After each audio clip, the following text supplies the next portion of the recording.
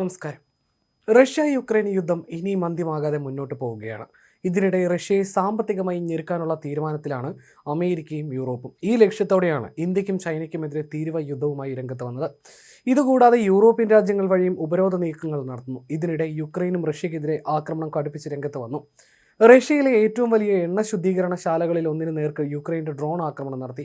റഷ്യയുടെ വടക്ക് പടിഞ്ഞാറ് ലെനിൻഗ്രാഡ് മേഖലയിലെ കൃഷി എണ്ണ ശുദ്ധീകരണശാലയ്ക്ക് നേർക്കാണ് ആക്രമണം ഉണ്ടായത്. ഇതോടെ ശുദ്ധീകരണശാലയിൽ തീപിടുത്തവും ഉണ്ടായി. ആക്രമണം യുക്രൈൻ സൈന്യവും റഷ്യൻ അധികൃതരും സ്ഥിരീകരിച്ചിട്ടുണ്ട്.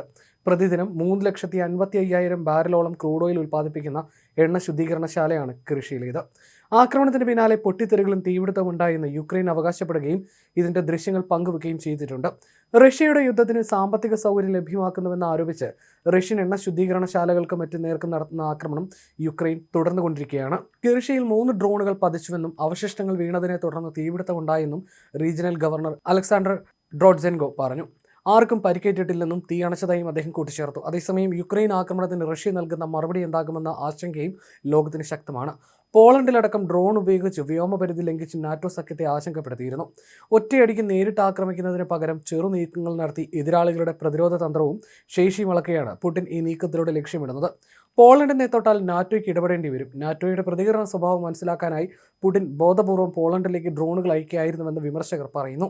രണ്ടാം ലോക മഹായുദ്ധത്തിന് ശേഷം ആദ്യമായാണ് പോളണ്ട് സംഘർഷത്തിന്റെ വക്കിലെത്തുന്നത്. ഏത് പ്രകോപനവും നേരിടാൻ സൈന്യം സജ്ജമാണെന്ന് പോളണ്ട് അറിയിച്ചിട്ടുമുണ്ട്. അതിർത്തിയിൽ യുദ്ധവിമാനങ്ങൾ വിന്യസിച്ച പോളണ്ട് സമീപത്തെ വിമാനത്താവളം തൽക്കാലത്തേക്ക് അടച്ചു. റഷ്യയുടേത് കൈവിട്ട കളിയാണെന്ന പ്രതികരണവുമായി Ukraine president Vladimir Zelensky, British defence secretary John Healey, നാറ്റോയിലെ US അംബാസിഡർ മാത്യു വിറ്റേക്കർ എന്നിവരും രംഗത്തെത്തിയിരുന്നു. പുടിന്റെ തന്ത്രം പൊളിക്കാൻ രാഷ്ട്രീയവും സൈനികവുമായ തിരിച്ചടി തന്നെ കൊടുക്കണമെന്ന ആവശ്യം നാറ്റോയ്ക്കുള്ളിൽ തന്നെ ഉയർന്നിട്ടുണ്ട്. നാറ്റോ അംഗരാഷ്ട്രങ്ങളുടെ അതിർത്തിയിൽ സൈനിക വിന്യാസം കൂട്ടാനും ആലോചിക്കുന്നു. ബ്രിട്ടീഷ് സൈന്യം ഇതിനുള്ള തയ്യാറെടുപ്പുകൾ ആരംഭിച്ചിട്ടുണ്ടെന്നാണ് സൂചനകൾ. അതേസമയം പുടിനോടുള്ള തന്റെ ക്ഷമ നശിക്കുകയാണെന്നും റഷ്യയ്ക്ക് മേൽ കൂടുതൽ ഉപരോധത്തിന് ഒരുക്കമാണെന്നും ട്രംപ് പ്രതികരിച്ചിരുന്നു. റഷ്യയെ സാമ്പത്തികമായി ഞെരുക്കുന്നതിന്റെ ഭാഗമായി ഇന്ത്യക്കും ചൈനയ്ക്കും മേൽ റഷ്യൻ എണ്ണ ഇറക്കുമതിയുടെ പേരിൽ കൂടുതൽ തീരുവ ചുമത്താനുള്ള ശ്രമങ്ങളും ട്രംപ് പയറ്റുന്നുണ്ട്. ഇന്ത്യക്കും ചൈനയ്ക്കും 50 മുതൽ 100% തീരുവ ഏർപ്പെടുത്തണമെന്ന് യൂറോപ്യൻ യൂണിയൻ, G7 രാഷ്ട്രങ്ങൾ എന്നിവയുടെ ട്രംപ് ആവശ്യപ്പെട്ടിരുന്നു. ചൈനയ്ക്ക് മേൽ കൂടുതൽ തീരുവ പ്രഖ്യാപിക്കണമെന്ന് നാറ്റോയോടും ട്രംപ് ആവശ്യപ്പെട്ടിരുന്നു. റഷ്യ യുക്രൈൻ വെടിനിർത്തൽ ഉറപ്പാക്കാനുള്ള തന്റെ തന്ത്രങ്ങൾ പാളുന്നതാണ് ട്രംപിനെ ചൊടിപ്പിക്കുന്നത്. യുക്രൈൻ നേതാവ് സെലൻസ്കിയുമായിട്ടുള്ള കൂടിക്കാഴ്ചയ്ക്ക് ഒരുക്കമല്ലെന്ന് പുടിൻ വ്യക്തമാക്കിയിട്ടുണ്ട്. പുടിൻ തയ്യാറാകുമ്പോൾ സെലൻസ്കി ഉടക്കിടും, സെലൻസ്കി തയ്യാറാകുമ്പോൾ പുടിനും. നമുക്കിതെങ്ങനെയും ശക്തമായി നേരിട്ടേ പറ്റുമെന്ന് ട്രംപ് ഒരു TV അഭിമുഖത്തിൽ പറഞ്ഞു.